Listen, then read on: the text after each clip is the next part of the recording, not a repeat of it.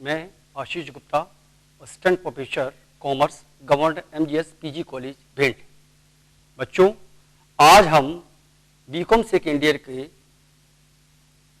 Cost accounting पढ़ने वाले हैं। कॉस्ट अकाउंटिंग मतलब लागत लेखांकन। क्या है लागत लेखांकन? बच्चों, आपने अभी तक जो भी अकाउंट पढ़ा है, या यूं कहो कक्षा 11 से लेके अभी तक आप बीकॉम फर्स्ट ईयर तक जो भी अकाउंट पढ़ के आए हैं, उसमें आपने केवल और केवल वित्तीय लेखांकन के बारे में पढ़ा है। लागत लेखांकन आपके लिए बिल्कुल नया विषय है। क्या है लागत लेखांकन? क्यों इसकी आवश्यकता पड़ी? क्या वित्तीय लेखांकन हमारी आवश्यकताओं की पूर्ति नहीं कर रहा था? निश्चित रूप से जब हमें किसी चीज की आवश्यकता होती है तभी उसका आविष्कार भी होता है, ये ऐसा मानना है। लागत लेखांकन में आपने एक शब्द देखिए, लागत। जो लागत शब्द है, इस शब्द से आप भली भांति परिचित हैं। आप कहेंगे सर लागत तो मैं जानता हूं, लागत को तो मैंने पढ़ा है, और लागत तो एक आम व्यक्ति भी बता सकता है। क्या कि कोई भी वस्तु है, उस वस्तु को बनाने में जो भी व्यय किया गया वो उस वस्तु की लागत है। बिल्कुल सही लागत है। लेकिन इसके बावजूद भी हमें लागत लेखांकन की आवश्यकता पड़ी। आखिर क्यों? वित्तीय लेखांकन में क्या करते हैं हम? वित्तीय लेखांकन में हम केवल उन्हीं लेन देनों को दर्ज करते हैं जो हो चुके हैं, यानी हम ऐतिहासिक घटनाओं को केवल दर्ज करते हैं। वित्तीय लेखांकन क्या? वित्तीय लेखांकन में हमने जो डेबिट क्रेडिट के छोटे से थोड़े बहुत नियम पढ़े। वित्तीय लेखांकन में हमने आपको नियम बता दिए। सौदा हुआ, उस सौदे को रिकॉर्ड कर लिया, रिकॉर्ड करने के बाद उसको हमने परिणाम निकाल लिया, उसका एनालाइज कर लिया, काम खत्म। लेकिन लागत लेखांकन निर्माणी संस्थाएं और जो संस्थाएं सेवाएं प्रदान करती हैं, उनके लिए लागत लेखांकन बहुत आवश्यक है। लागत लेखांकन हमारी किन आवश्यकताओं की पूर्ति कर रहा है? और लागत, मैं बार बार कह रहा हूं लागत लेखांकन महत्वपूर्ण है, तो इसके पीछे कारण है। छोटा सा मैं एक एग्जांपल देता हूं कि लागत लेखांकन क्यों महत्वपूर्ण है। मान लीजिए दो फर्में हैं, एक फर्म है ए और दूसरी फर्म है बी। दोनों फर्में समान प्रकार की वस्तुओं को उत्पादित करती हैं और दोनों फर्मों की वस्तुओं की लागत मान लीजिए 10-10 रुपए है। तो निश्चित रूप से जो वस्तुएं उत्पादित हो रही हैं, उनमें दोनों फर्में जो लाभ कमा रही हैं, वो लाभ बड़ा सामान्य सा लाभ है। यदि इसमें से एक फर्म, मान लीजिए फर्म ए या फर्म बी, एक काम करे, एक काम क्या करे? एक काम ये करे, अगर वो किसी तरीके से अपनी लागत को कम कर दी, तो अगर वो लागत कम कर दे तो क्या होगा? निश्चित रूप से वो अपने प्रतिस्पर्धी से तुलनात्मक रूप में ज्यादा लाभ अर्जित कर लेगा। यानी लागत लेखांकन क्या कर रहा है? लागत लेखांकन के दो उद्देश्य में, इस पर लागत लेखांकन के दो मुख्य उद्देश्य हैं जिसमें मैं चर्चा करूंगा। मुख्य उद्देश्य दो हैं, वैसे बहुत सारे उद्देश्य हैं। एक तो लागत का निर्धारण है और दूसरा लागत में कमी करना है। तो मैं थोड़ा अभी आपको इस एग्जाम्पल से ये बताना चाह रहा हूं, अगर दो फर्में समान वस्तुओं का उत्पादन कर रही हैं और उनमें से एक फर्म यदि इस बात में सफल हो जाती है कि वो किसी तरीके से अपनी लागत को क्या कर दे? कम कर दे, तो वो तुलनात्मक रूप से प्रतिस्पर्धी लाभ कमा लेगी। अगर ये फर्म ए है, किसी प्रकार से अपनी वस्तु की लागत कितनी कर दे? 8 रुपए कर दे, तो निश्चित रूप से लागत कम करने से उसका परिणाम क्या होगा? परिणाम ये होगा कि उसका लाभ बढ़ जाएगा। तो लेकिन ये कैसे? याद रखना, लागत कम करने का आशय यहां ये नहीं है कि फर्म ए अपनी उत्पादित वस्तु की गुणवत्ता में कमी करेगी। अगर आपने अपनी उत्पादित वस्तु की गुणवत्ता में कमी करके लागत में कमी करी तो इसका कोई मतलब नहीं निकलेगा। आपका उत्पाद तो वैसे ही बाजार से बाहर हो जाएगा, क्योंकि उसकी गुणवत्ता फर्म बी की वस्तु के बराबर नहीं है। गुणवत्ता वही रहे और वही गुणवत्ता रहते हुए लागत में कमी हो जाए, ये बताता है हमें क्या? लागत लेखांकन। लागत लेखांकन में कई एक ऐसी चीजें हैं जो आपको ये बताएंगी कि हम किस प्रकार से लागत को नियंत्रण करें, लागत में कमी करें, किस प्रकार से हम जो सामग्री है, श्रम है, व्यय है, उनको नियंत्रित करें। वित्तीय लेखांकन की ये सीमा है। वित्तीय लेखांकन केवल क्या कर रहा है, वित्तीय लेखांकन आपके लेन देनों को दर्ज कर रहा है, उन्हें वर्गीकृत करके केवल परिणाम बता रहा है। वो ना तो सामग्री पर कोई ध्यान देता, सामग्री नियंत्रण पर कोई ध्यान देता है, ना ही श्रमिक के विश्लेषण पर कोई ध्यान देता है, ना ही व्ययों के ऊपर कोई ध्यान देता है। यदि हम किसी प्रकार से उत्पाद की लागत को नियंत्रित या कम करने में सफल होते हैं तो निश्चित रूप से हम अपनी प्रतिस्पर्धियों की तुलना में अधिक लाभ अर्जित कर लेंगे। मैंने आपको यह नहीं बताया लागत लेखांकन क्या है, मैंने अभी आपको इस बात पर चर्चा नहीं हुई। मैं केवल यह बताना चाह रहा हूं कि अभी आप जो लागत लेखांकन उसकी आवश्यकता क्यों हुई और लागत लेखांकन से हम कहां से कहां तक पहुंच सकते हैं। अब आपको मैं एक बात बताऊं कि जो वित्तीय लेखांकन है और लागत लेखांकन में मूलभूत अंतर क्या है। वित्तीय लेखांकन एक ऐतिहासिक समंकों पर आधारित लेन देनों को दर्ज करने की क्रिया है। ऐसा नहीं है कि जो लागत लेखांकन है उसमें जो आपके लेन देन हो चुके हैं उनको दर्ज नहीं करती। वित्तीय लागत लेखांकन में भी उन लेन देनों को दर्ज किया जाता है, लेकिन लागत लेखांकन और वित्तीय लेखांकन में एक मूलभूत अंतर ये एक और है कि लागत लेखांकन आपको ऐतिहासिक यानी जो लागत हो चुकी है, जो व्यय हो चुके हैं उनके बारे में तो बताता ही है, साथ में भविष्य में अगर आपको मूल्य निर्धारित करना है, आपको कोई अनुमानित मूल्य बताना है, जिसको कि हम लेखांकन की भाषा में कहें निविदा मूल्य बताना है, तो वो भी बताती है। यानी लागत लेखांकन दो काम कर रही है, ऐतिहासिक समंकों को भी दर्ज कर रही है, साथ साथ वो भविष्य के जो अनुमानित मूल्य है उसकी भी भविष्यवाणी कर सकती है। तो अब हम आपको एक एक करके ये बताएंगे जो टर्म्स यूज होंगे इसमें कि लागत क्या है। लागत मैंने आपको बताया, एक आम व्यक्ति से पूछो, आम व्यक्ति भी कहेगा लागत मींस कॉस्ट, और कॉस्ट का मतलब ये होता है किसी वस्तु में बनाने में जो भी व्यय किया गया वो उस चीज की लागत है। एक आम भाषा में है, लेकिन हम एक लेखांकन की भाषा में थोड़ा इसका तकनीकी अर्थ भी होगा, उस पर भी हम चर्चा करेंगे। साथ ही लागत लेखांकन क्या है और लागत अंकन क्या है, तो हम तीन चीजों पर चर्चा करने वाले हैं। तो थोड़ा अपन ध्यान दें, एक तो शब्द है लागत, दूसरा है अपना लागत अंकन और तीसरा है अपना लागत लेखांकन। लागत अंकन और लागत लेखांकन।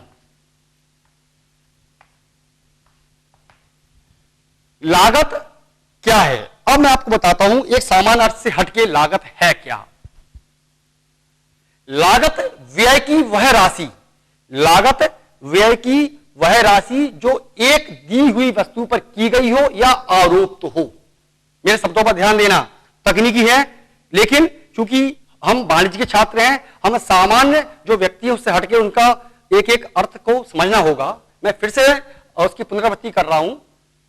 लागत व्यय की वह राशि है जो एक दी गई वस्तु पर की गई हो या आरोपित हो, की गई हो या आरोपित हो, की गई हो या आरोपित हो।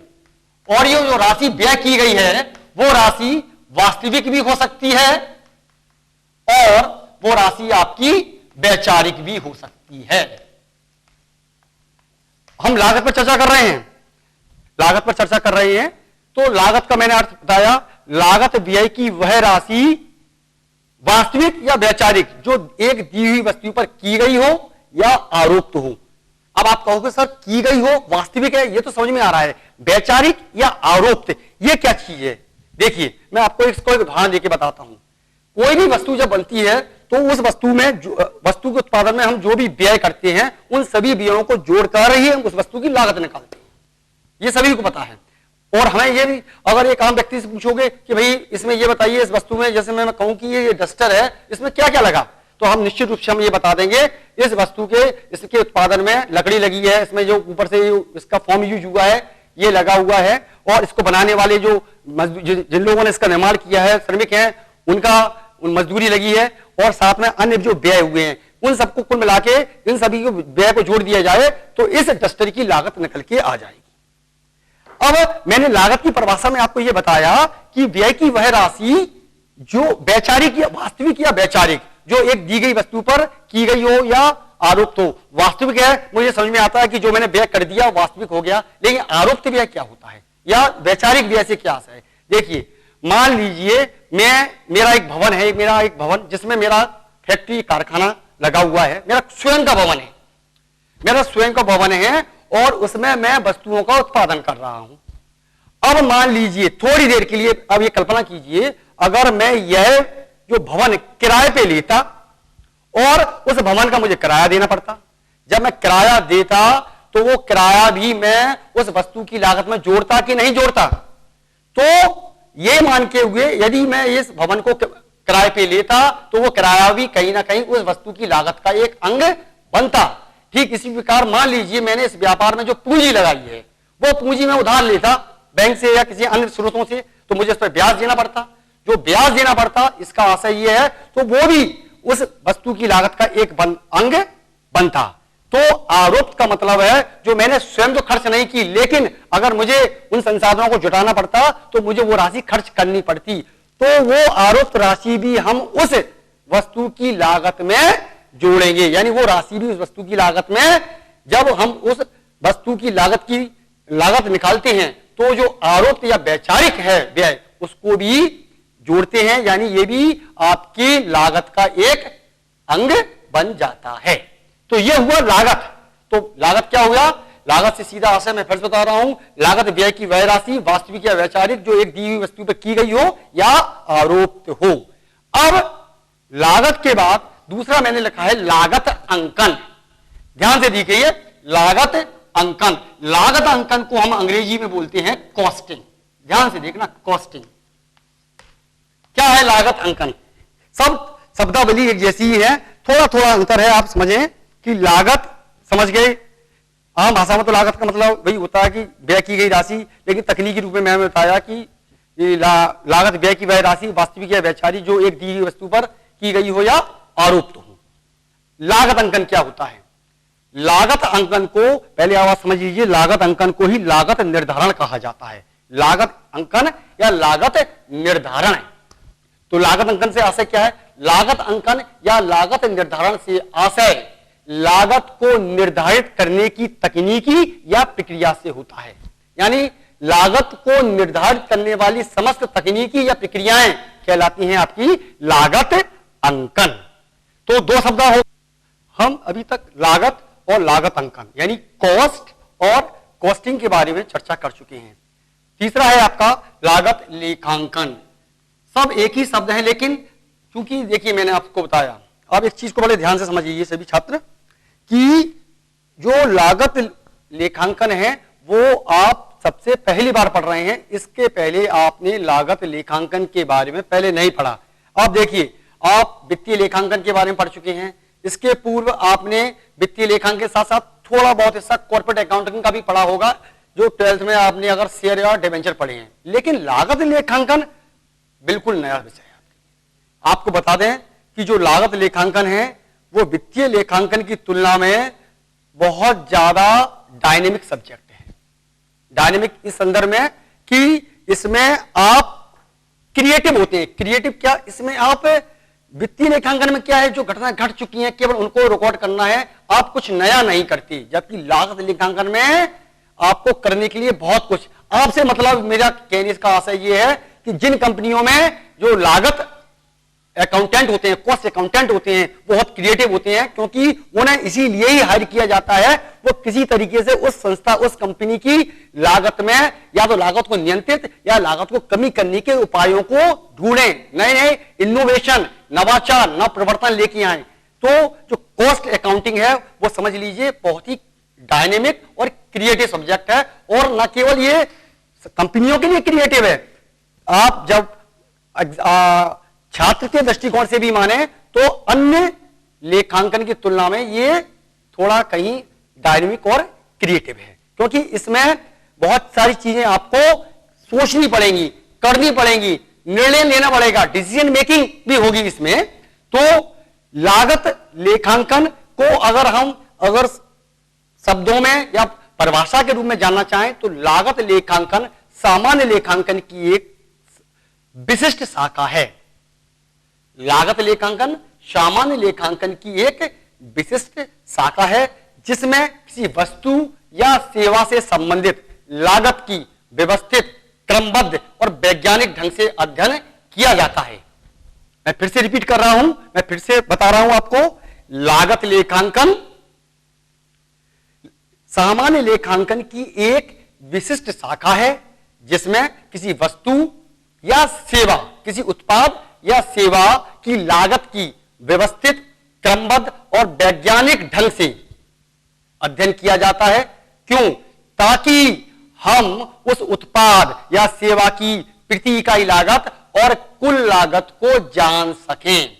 यानी अब आप उस चीज पे आ चुके हैं जिस चीज की लागत लेखांकन आप पढ़ रहे हैं। लागत लेखांकन के कई उद्देश्य हो सकते हैं, लेकिन वास्तव में मूलभूत रूप से दो उद्देश्य होते हैं। एक तो किसी उत्पाद या सेवा की लागत ज्ञात करना, प्रति इकाई लागत ज्ञात करना, और दूसरा लागत में कमी करना। क्या आशय हुआ? एक तो हुआ कॉस्ट असर्टेनमेंट और दूसरा हुआ कॉस्ट रिडक्शन। मैं आपको अभी एक एक करके इस पर आगे अपना चर्चा होगी। तो तीन चीजें हो चुकी हैं, लागत अंकन और लागत लेखांकन। तो लागत लेखांकन क्या है? मैंने आपको बता दिया कि लागत लेखांकन के अंतर्गत हम किसी उत्पाद या सेवा की व्यवस्थित, क्रमबद्ध और वैज्ञानिक ढंग से उसका अध्ययन करते हैं और सूचनाओं को एकत्रित करते हैं ताकि हम उस उत्पाद या सेवा की प्रति इकाई और कुल लागत की जानकारी प्राप्त कर सकें। अब जो लागत लेखांकन है, वो लागत लेखांकन वित्तीय लेखांकन से किस प्रकार भिन्न है, ये हम चर्चा अभी आपसे करेंगे। उसके पहले हम आपको ये बता दें कि लागत लेखांकन के उद्देश्य क्या हैं। अगर एक बार आप लागत लेखांकन के उद्देश्य जान लेंगे तो आपको ये समझ में आ जाएगा कि आखिर हम लागत लेखांकन क्यों पढ़ रहे हैं और लागत लेखांकन हमें कहां मदद करने वाला है। तो लागत लेखांकन के जब हम उद्देश्य की बात करते हैं तो लागत लेखांकन के जो मुख्य उद्देश्य हैं वो आप देखिए कि लागत लेखांकन में कौन कौन से उद्देश्यों, लागत लेखांकन हमारे किन किन उद्देश्यों की पूर्ति करता है। तो मैं लागत लेखांकन के जो उद्देश्य हैं वो उनको मैं एक एक करके आपको लिख रहा हूं कि आखिर लागत लेखांकन के उद्देश्य क्या है। सबसे पहला उद्देश्य है लागत लेखांकन का लागत निर्धारण। क्या कहा मैंने? सबसे पहला उद्देश्य है लागत निर्धारण। दूसरा उद्देश्य लागत लेखांकन का क्या है? लागत नियंत्रण। पहला हो गया लागत निर्धारण, दूसरा क्या हो गया? लागत नियंत्रण। तीसरा यही लेते हैं लागत में कमी। थोड़ा ध्यान दीजिए, लागत नियंत्रण और लागत में कमी दोनों भिन्न भिन्न टर्मिनोलॉजी हैं, दोनों अलग अलग शब्द हैं। लागत नियंत्रण अलग चीज होती है और लागत में कमी अलग है। इसके अलावा विक्रय मूल्य या यूं कहें निविदा मूल्य का निर्धारण है। विक्रय मूल्य या निविदा मूल्य का निर्धारण है। इसके अलावा आप लाभकारिता का निर्धारण, लाभकारिता का निर्धारण, प्रबंध लाभ, इन 5 जो लिखे हैं मैंने आपको बोर्ड पे, इसके अलावा और भी हैं, अभी इसके बाद लिख दूंगा। आप ये देख सकते हैं कि मैंने उद्देश्य में लिखा है, सबसे पहला उद्देश्य लिखा है लागत निर्धारण। और विश्वास मानिए कि लागत लेखांकन का जो पढ़ते हैं अपन, अध्ययन करते हैं, तो सबसे मूलभूत उद्देश्य यही होता है लागत का निर्धारण। यानी हम जो भी निर्माणी संस्थाएं हैं जिस वस्तु का उत्पादन कर रही हैं, आपको बता दें लागत लेखांकन मुख्य रूप से या तो जो निर्माणी संस्थाएं हैं या जो संस्थाएं सेवाएं प्रदान करती हैं। मेरे इन दो शब्दों को आप बिल्कुल ध्यान से सुनिए। लागत लेखांकन कौन रखता है? लागत लेखांकन का संधारण कौन कर रहा है?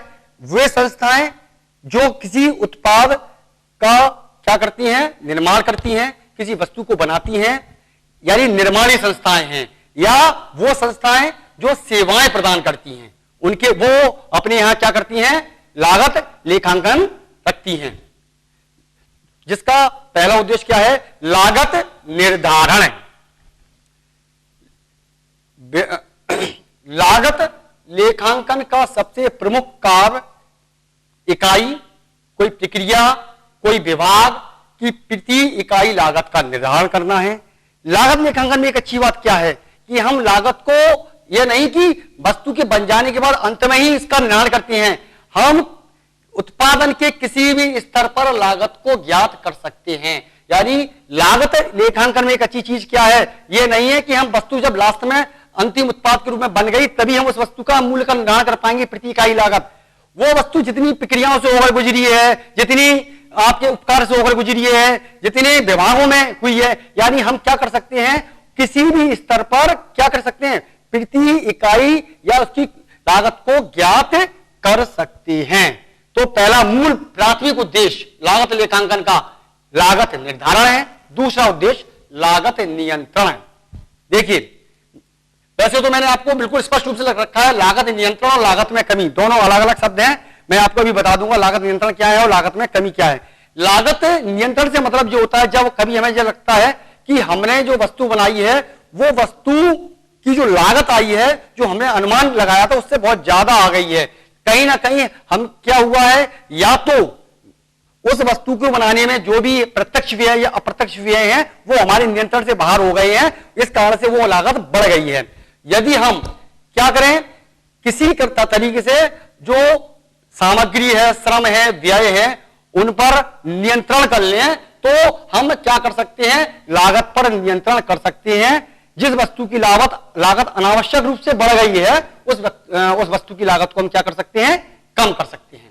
तो पहला हो गया लागत निर्धारण, दूसरा हो गया लागत नियंत्रण, तीसरा लागत में कमी।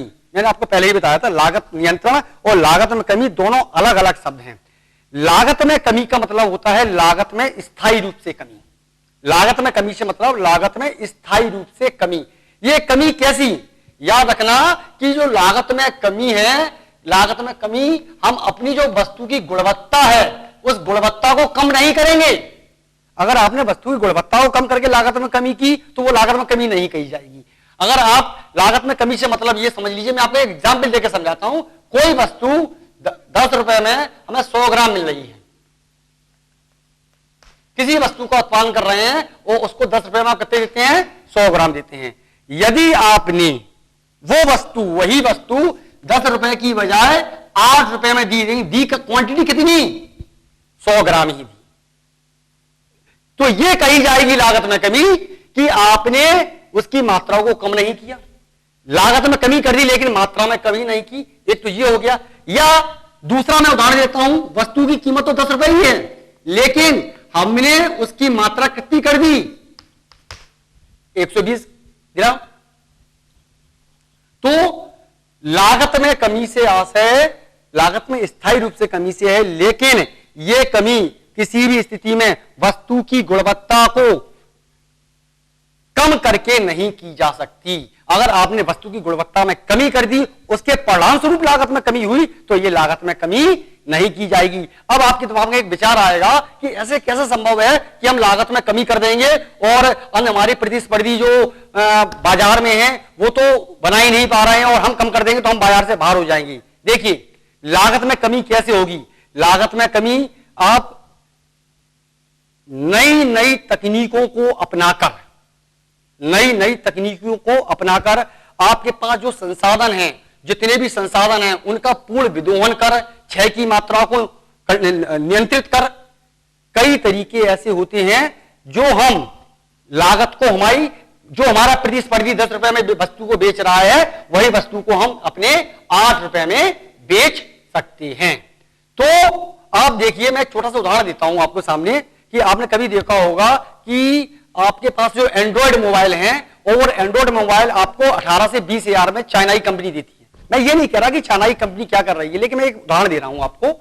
और वही फीचर्स के मोबाइल अगर अन्य कंपनियां बनाती हैं, अगर फीचर्स वही रखती हैं तो उनकी कॉस्ट आती है 40,000, 45,000 और 50,000। वही तुलनात्मक चाइना की कंपनी आपको 20,000 में मोबाइल देती है। निश्चित रूप से उसके पास इस प्रकार की तकनीकी है, न प्रवर्तन है, इनोवेशन है कि वो उतनी ही लागत में वो मल्टी फीचर्ड आपको मोबाइल अवेलेबल करा रही है। उसने क्या किया, उसने अपनी लागत में कमी कर ली, और आप लागत में कमी कर लेते हैं तो निश्चित रूप से आपके जो प्रतियोगी हैं वो बाहर हो जाते हैं और आपको कहीं ना कहीं मोनोपोलिस्टिक प्रॉफिट भी मिलते हैं। यानी अगर आप लागत में कमी करते हैं तो एक तो आपका लाभ बढ़ा, दूसरा आपके प्रतियोगियों की संख्या भी कम हो जाती है क्योंकि वो उतनी लागत में वस्तुएं बाजार में उपलब्ध नहीं करा पा रहे हैं तो वो कहीं ना कहीं बाजार से हटने लगती हैं। यानी अगर आप लागत को कमी या नियंत्रित कर लेते हैं, लागत में कमी या नियंत्रित कर लेते हैं, तो कहीं ना कहीं आप प्रतिस्पर्धात्मक लाभ प्राप्त करते हैं। तो तीसरा हो गया लागत में कमी। चौथा है विक्रय मूल्य या निविदा मूल्य का निर्धारण। ये समझिए विक्रय मूल्य या निविदा मूल्य का निर्धारण क्या है, ये बहुत इंटरेस्टिंग है। कि सर अभी आप बात कर रहे थे कि सर कि जो लागत लेखांकन है उसमें तो किसी वस्तु की प्रति इकाई या कुल लागत निकाली जाती है। भाई लागत लेखांकन एक और जहां वस्तु की हमें प्रति इकाई या कुल लागत के बारे में जानकारी देती है, वहीं दूसरी ओर हमारी एक समस्या का समाधान और करती है, वो हमें विक्रय मूल्य को निर्धारित करने में भी हमारी सहायता करती है। जब हमें यह पता चल जाता है कि हमारे वस्तु की लागत इतने रुपए है, तो उसमें कितना प्रॉफिट हमें कमाना है, उसमें प्रॉफिट जोड़ के हम उसकी सेलिंग प्राइस डिसाइड कर सकते हैं। और एक बात और है, जो प्रबंधक हैं लागत लेखांकन से प्राप्त सूचनाओं के आधार पर यह भी निर्धारित कर सकते हैं कि हम उस वस्तु की अधिकतम विक्रय मूल्य कितने रखें या न्यूनतम विक्रय मूल्य कितना रखें। यानी अधिकतम विक्रय मूल्य और न्यूनतम विक्रय मूल्य की सीमा का निर्धारण भी लागत लेखांकन की सहायता से किया जा सकता है। अगर लागत लेखांकन हमें इस प्रकार की सूचनाएं उपलब्ध कराता है कि हम उससे बहुत सारे निर्णय ले सकते हैं। इसके अलावा लिखा है लाभकारिता का निर्धारण। लाभकारिता का निर्धारण का मतलब होता है जो हमारी बहुत सारी प्रक्रिया जो कार्य चल रहे हैं, हम उसमें लागत लेखांकन से यह भी पता कर सकते हैं कि हमें जो चल रहा है हमारे उसका लाभ क्या है, या जो भविष्य में हम कोई नया उत्पाद बनाने वाले हैं या कोई उत्पाद नियोजित कर रहे हैं कि बनाएं या ना बनाएं, उसमें भी लागत लेखांकन हमारी मदद करता है। तो मैंने आपको बताया अभी लागत लेखांकन के उद्देश्य लागत निर्धारण, लागत नियंत्रण, लागत में कमी, विक्रय मूल्य या निविदा मूल्य का निर्धारण, लाभकारिता का निर्धारण। इसके अलावा अन्य उद्देश्य और भी हैं जिसपे हम चर्चा करते हैं कि लागत लेखांकन में और क्या क्या हो सकते हैं। चूंकि लागत मैंने आपको बताया कि जो निर्माणी संस्थाएं हैं या सेवाएं प्रदान करने वाली संस्थाएं हैं, उन संस्थाओं को अपने यहां लागत लेखांकन का रखना अनिवार्य है। तो कंपनी अधिनियम में कुछ संस्थाओं को, जो निर्माणी संस्थाएं हैं, उनको वैधानिक आवश्यकताओं की पूर्ति के लिए, काय के लिए, वैधानिक आवश्यकताओं की पूर्ति हेतु भी क्या, वैधानिक आवश्यकताओं की पूर्ति हेतु भी लागत लेखांकन रखना अनिवार्य है। कंपनी अधिनियम की धारा 209(1)(d) के अनुसार कंपनियों को वैधानिक आवश्यकताओं की पूर्ति हेतु अपने यहां लागत लेखांकन का रखना अनिवार्य है। इसके अलावा लागत लेखांकन एक कार्य और करता है जो प्रबंध के लिए नीति निर्माण का कार्य, यानी लागत लेखांकन हमें कई इस प्रकार की सूचनाएं देता है जिससे प्रबंधक ये निर्णय ले लेते हैं कि उनको बड़ा आसान हो जाता है कि हम जो व्यापार, जो वस्तु का वर्तमान में उत्पादन कर रहे हैं, वो उत्पादन चालू रखा जाए या बंद कर दिया जाए, या जो हम सामग्री, कच्ची सामग्री हम उत्पादन के लिए ले रहे हैं या जो सामग्री का उत्पादन कर रहे हैं उसे हम स्वयं बनाएं या बाजार से खरीदें। यानी लागत लेखांकन प्रबंधकों को कई ऐसी सूचनाएं प्रदान करता है जिससे प्रबंधक उनसे नई नीतियों का निर्माण करते हैं और व्यवसाय के सफल संचालन में क्या होता है, बहुत ज्यादा लाभ होता है। तो जो मैंने अभी आपको डिस्कस किया, इन डिस्कशन में लागत लेखांकन के उद्देश्य जो मैंने आपसे अभी चर्चा की, तो लागत लेखांकन के उद्देश्यों में लागत निर्धारण जो सबसे उसका प्राथमिक उद्देश्य है, इसके अलावा लागत का नियंत्रण, लागत में कमी, विक्रय मूल्य या निविदा मूल्य का निर्धारण। निविदा मूल्य एक शब्द और आया है। निविदा मूल्य क्या होता है? निविदा मूल्य को हम ये कह सकते हैं अनुमानित मूल्य। कभी मैंने आपको बताया कि जो आपका लागत लेखांकन है ना केवल ऐतिहासिक समकों को दर्ज करता है बल्कि भविष्य की सूचना, भविष्य पर भी क्या कर सकता है, भविष्य की भी आगे की जानकारी आपको दे सकता है। कैसे? आपने देखा होगा कि हमें कई बार कोई कार्य करने से पहले उसका निविदा मूल्य यानी उसका संभावित मूल्य बताना होता है।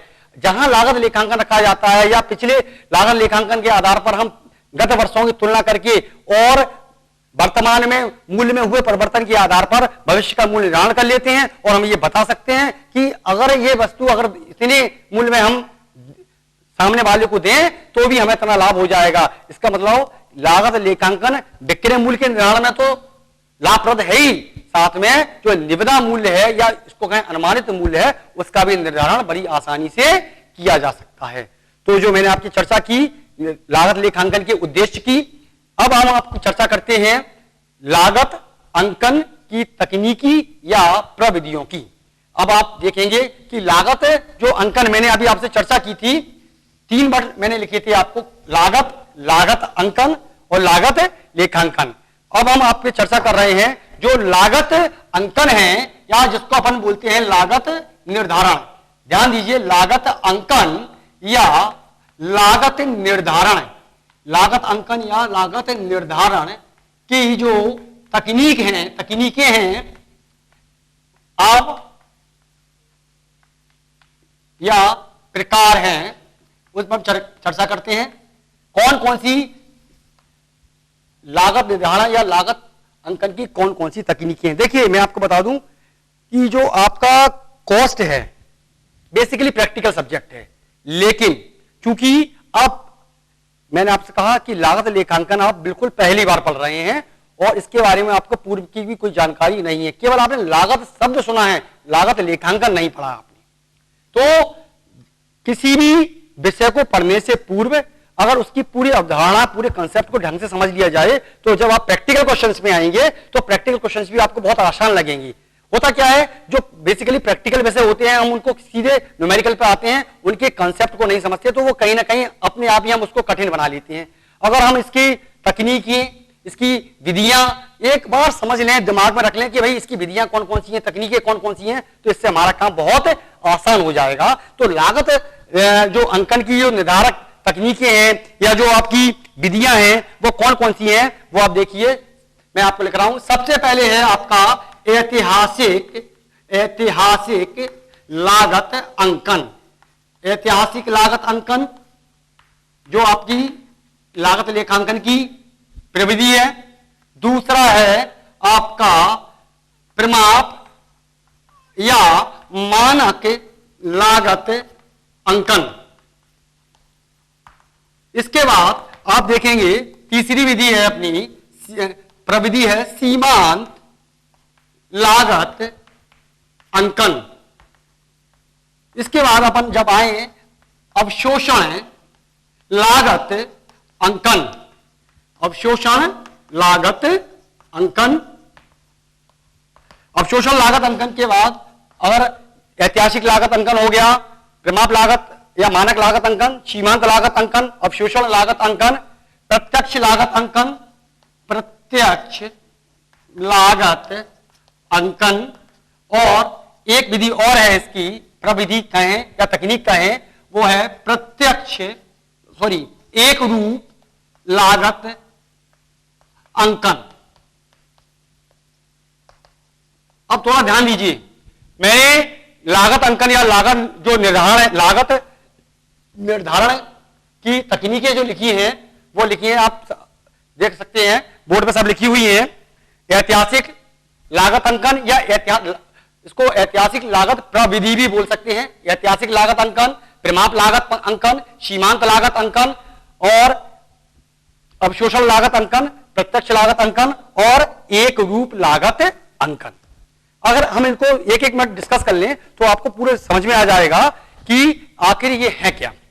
ऐतिहासिक लागत अंकन साफ लिख रहा है, ऐतिहासिक यानी जो घट चुका है, जो व्यय हो चुके हैं, नाम से समझ में आ रहा है कि जो व्यय हो चुके हैं, व्यय हो चुकने के बाद जब उसका हम क्या करें, लागत निकालें, उत्पाद की लागत निकालें, यानी जो व्यय हो चुके होते हैं, यानी ऐतिहासिक लागत अंकन में वास्तविक व्यय का लेखा किया जाता है। जो व्यय वास्तव में कर दिए गए हैं, जो व्यय हो चुके हैं, उसके बाद लागत निकाली जाए, वो कहलाती है आपकी ऐतिहासिक लागत अंकन। नाम से ही स्पष्ट है, ऐतिहासिक लागत यानी जो हो चुका है, जो घट चुका है, जो व्यय वास्तविक रूप में हो चुके हैं, तो उसे बोलते हैं हम ऐतिहासिक लागत अंकन, हिस्टोरिक कॉस्टिंग। दूसरा रखा है परिमाप या मानक लागत अंकन। परिमाप क्या होता है? परिमाप मतलब पूर्व निर्धारित, यानी हम क्या करते हैं इसमें कि हम पहले ही एक जो लागत है उसकी एक परिमाप लागत तय कर लेते हैं। परिमाप लागत तय कैसे की जाती है? परिमाप लागत को हम पूर्व निर्धारित लागत भी कहते हैं, अनुमान के आधार पर। अनुमान ऐसा नहीं, एक अनुमान कैलकुलेटेड अनुमान के आधार पर हम क्या करते हैं, परिमापित व्यय निकाल लेते हैं और उस परिमापित व्यय के आधार पर हम क्या करते हैं, प्रमापित लागत का निर्धारण कर लेती हैं। प्रमापित लागत का मतलब पूर्व निर्धारित लागत है। अब मान लीजिए आपने इस डस्टर की लागत को आपने बनाया, आपने अभी बनाया नहीं है, इसके पहले ही आपने डिसाइड कर लिया, आपने पूरे अनुमान लगा लिया, इसमें जो लकड़ी यूज होने वाली है, इसमें ये फॉर्म यूज होने वाला है, इसमें जो श्रमिक लगेगा, कुल मिला के खर्चा आपको लगा कि 4 रुपए का ये बन जाएगा। तो आपने इसकी प्रमापित लागत वस्तु के उत्पादन की पूर्व ही तय कर ली कि 4 रुपए का बनेगा। अब क्या हुआ, जब जो प्रमापित लागत होती है, ये तो प्रमापित लागत है, पूर्व निर्धारित है, लेकिन जब वस्तु का वास्तविक उत्पादन हुआ तो इसकी जो लागत है, तो अब जो वास्तविक लागत आई और जो प्रमापित लागत थी, पूर्व निर्धारित लागत थी, मान लीजिए इसकी वास्तविक लागत आई 5 रुपए और जो इसकी प्रमाप लागत या पूर्व निर्धारित लागत थी वो थी 4 रुपए, तो इनके बीच में विचलन आया, जो विचलन हुआ आपका 1 रुपए। तो प्रमाप लागत अंकन में क्या किया जाता है, प्रमाप लागत अंकन में वस्तु की प्रमापित लागत तय कर ली जाती है और फिर उसकी तुलना की जाती है वास्तविक लागत से। प्रमाप लागत क्या, जो एक सामान्य अवस्था में होनी चाहिए, और वास्तविक लागत क्या, जो वास्तव में हुई है। इस आधार